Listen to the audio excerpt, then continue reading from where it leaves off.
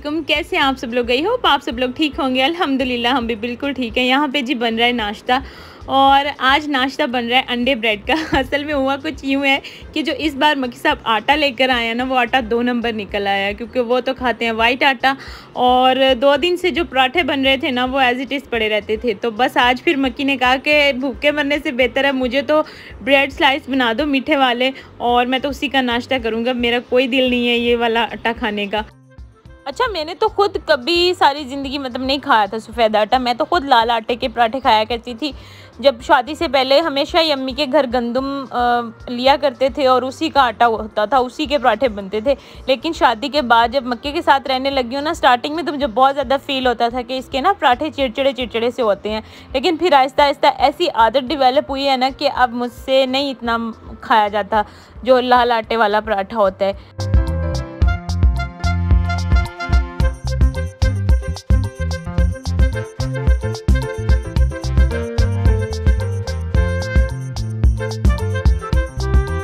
यहाँ पे हेल्पर काम वगैरह कर रही थी और आज हेल्पर थोड़ी लेट आई थी। अदरवाइज़ ऐसे होता है कि मैं बाजी को सुबह सुबह ही बुला लेती हूँ, वो आती हैं अपना सारा काम निपटा के चली जाती हैं नाश्ते के, फिर मैं बाद में खुद ही धोती हूँ बर्तन वगैरह ना।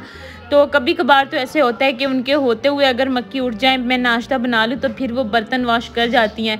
अदरवाइज़ फिर वो चली जाती हैं, फिर उसके बाद मैं नाश्ता बनाती हूँ और मक्की उठते हैं, तो फिर वो बाकी सारा जो काम होता है वह मैं खुद ही देख रही होती हूँ। तो बस मुझे शुरू से आदत है कि सुबह सुबह घर क्लीन हो जाए। जब बाजी नहीं आती ना, मतलब थोड़ी सी भी उनको देर हो जाती है ना, तो मुझे हौल पड़ने लग जाते हैं कि पता नहीं वो छुट्टी ना कर लें। और वैसे भी मुझे बहुत ज़्यादा इरिटेशन होती है कि अगर घर का काम पड़ा हो, तो कुछ लोग होते हैं ना बहुत ज़्यादा रूटीन के पक्के होते हैं, तो मुझे भी इसी तरह से है कि सुबह सुबह अगर है ना मेरी घर पे काम करने की। जब शादी से पहले तो खैर मैं खुद ही किया करती थी, सहन धोया करती थी, तो खुद ही मतलब सुबह सुबह से शुरू से हमारी रूटीन है कि हमने सुबह सुबह कर लेना। कुछ लोगों की यार हेल्पर ही 11-12 बजे आ रही होती है। मैं सोचती हूँ इतनी लेट हेल्पर बुला के मतलब पीछे फिर बच किया जाता है। खैर सबकी अपनी अपनी रूटीन होती है, तो मेरी रूटीन यही है कि 7 बजे मैं हेल्पर से कहती हूँ आप बाजी आपने आ जाना है। तो फिर आपको खुद भी ये होता है ना कि टेंशन होती है कि मैं जल्दी उठूँ, तो सारे काम आपके ख़त्म हो जाते हैं। यहाँ पे मक्की को किसी ने ना आम की पेटियाँ दी थी, और जो लोग मुल्तान में रहते हैं वो आई थिंक सो बहुत कम ख़रीद के आम खाते होंगे। अमूमन ऐसा ही होता है, सबको गिफ्ट में ही मिल रहे होते हैं। ये एक पेटी जो थी ना, इसका था टेस्ट बहुत अच्छा, क्योंकि एक आम मैंने इसमें से निकाल के रात को खाया था, उसका बहुत अच्छा जायका था।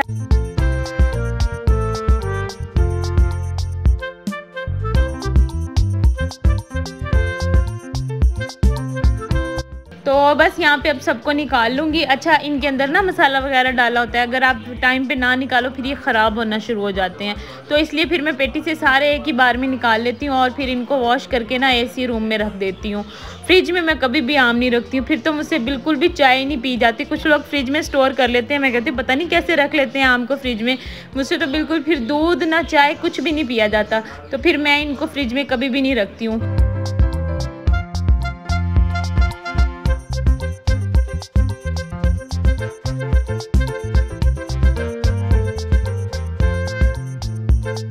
और मैं यहाँ पे इनको क्यूब्स बना के दे रही थी ताकि ये ना खुश होके खा लें। अच्छा, स्टार्टिंग में तो खा लेती थी बहुत अच्छे से ना, पता नहीं खैर अब ये खा खा के इनका दिल भर गया है या क्या है। तो खैर आज तो इन्होंने बिल्कुल खाया ही नहीं ना, हालांकि इतने टेस्टफुल ये आम है ना, इतना अच्छा जायका है, आपको देख के अंदाज़ा हो रहा होगा कि कितने मज़े के आम हैं। लेकिन मुझे हैरत है कि तीनों बहनों को दिए मैंने और इन्होंने तीनों नहीं खाए। फिर मैंने उसके बाद इनको मिल्क शेक बना दिया। मैंने कहा चलो अब खाए नहीं है मिल्क शेक तो पी लेंगी ना, लेकिन ये वो भी इन्होंने ना नहीं पिया इतने शौक से। और ये मेरे पास 4-5 दिन पहले के क्लिप्स पड़े हुए थे, तो मैंने बताया था ना कि हम सब बहनें एक प्रोजेक्ट पे काम कर रही हैं, तो 2-3 दिन हमारे काफ़ी मसरूफ़ियत में गुजरे हैं। और फिर मेरा यही होता था कि मैं कुछ अच्छा सा खाने में बना लेती थी। तो फिर एक दिन मैंने चिकन स्लाइडर्स बनाए थे, जो कि मेरे घर वालों को इतने पसंद है, मेरे हाथ के सब बच्चों को, मेरी बहनों को। तो फिर मैंने कहा जो चीज़ इनको पसंद है ना, मैं वही बनाती हूँ। तो यहाँ पर मैंने अच्छी खासी मिकदार में चिकन स्लाइडर्स बनाए थे, और अभी टेबल के पेपर तो हमने कम रखे हैं। और उसके बाद मैंने बच्चों के लिए नूडल्स बना लिए थे, दही बल्ले वगैरह मंगवा लिए थे, तो मतलब अच्छा सा ना लंच हमारा प्रिपेयर हो गया था। उसके बाद ये था तकरीबन रात का टाइम, और मैंने सोचा आज मक्की को ना सरप्राइज़ देती हूँ दाल चावल बना के। अच्छा, मैं जिस दिन भी दाल चावल बनाती हूँ ना, समझ लें कि मेरे हस्बैंड के लिए सरप्राइज़ होता है। मैं उनको बगैर बताए बनाती हूँ। अमूमन वो बाहर से ही लेकर आते हैं या फिर कभी कभार खा भी आते हैं। तो फिर जिस दिन मैं दाल चावल बनाती हूँ, फिर मैं उनसे बोल देती हूँ कि आज आप बाहर से ना तो कुछ लेकर आइएगा, ना ही कुछ खा के आइएगा। फिर वो समझ जाते हैं कि आज दाल चावल बने होंगे।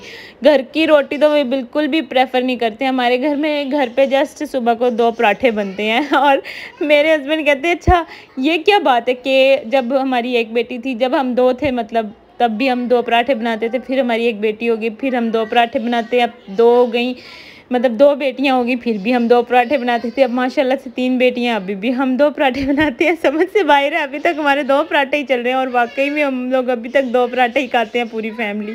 खैर जी, उसके बाद यहाँ पे मैंने दाल को तड़का लगा लिया था, और मक्की को धनिया, लहसुन और ये क्या कहते हैं इसको, ज़ीरा, इन तीनों चीज़ों के बगैर दाल बिल्कुल भी पसंद नहीं है। वो कहते हैं अगर तीनों चीज़ों में से एक चीज़ भी ना हुआ करे ना, तुम दाल ना बनाया करो। जब तीनों चीज़ें घर पे मौजूद हो ना, फिर दाल बनाया करो।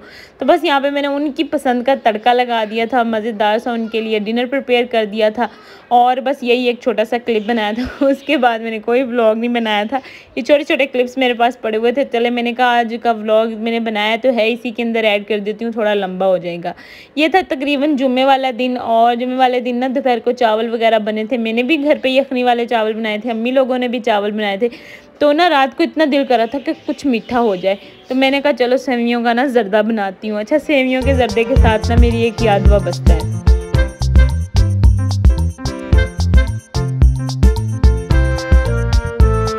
अच्छा, आपको एक मज़े की स्टोरी सुनाती हूँ।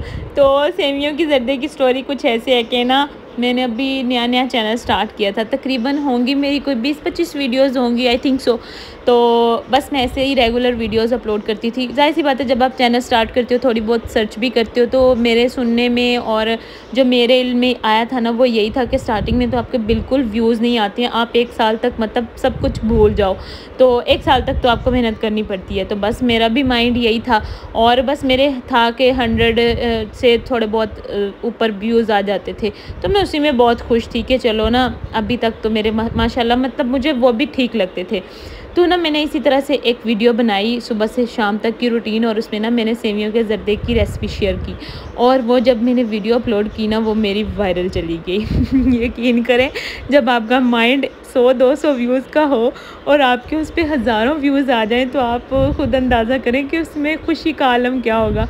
और जब मेरे अच्छे सब्सक्राइबर्स आए थे ना, तब मेरे उसी वीडियो पे आए थे, तो बस मैं बहुत खुश हुई। और अब मैं जब भी सेवियां देखती हूँ सेवियों का जर्दा देखती हूँ, तो मुझे वही अपने 13 के याद आ जाते हैं। अच्छा जी, तो आ जाते हैं अब रेसिपी की तरफ। रेसिपी कुछ यूँ है कि मैंने ना थोड़ा सा घी डाल के उसके अंदर इलायचियाँ डाल दी थी, उनको कड़कड़ा लिया था, और उसके अंदर सेवियां डाल के उनको भून लिया था एक साइड पे। दूसरी साइड पे मैंने 2 मग भर के ना चीनी के डाल के पानी के अंदर पका लिए थे। मतलब आपने तार वाला शीरा नहीं बनाना, जस्ट ना चीनी को पानी के अंदर डिज़ोल्व करना है, उसको शीरे की फॉर्म में लेकर आना है, और बस फिर उसके बाद चूल्हा बंद कर देना है।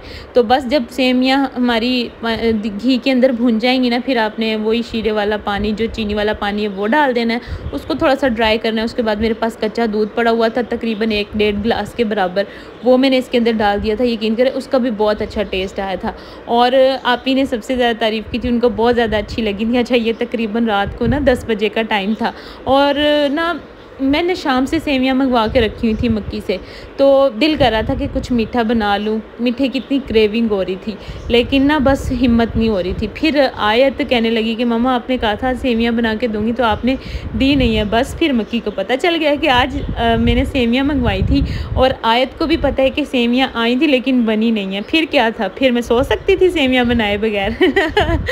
मक्की कहते भाई तुम सो तब सकती है जब मेरी बेटी को सेवियां खिलाओगी। तो खैर फिर मैंने खुशी खुशी बनाई सेवियां, और फिर अपने अम्मी के घर भी देकर आई। सबने हमने ना मतलब मज़े से खाई, बहुत मज़े की बनी थी।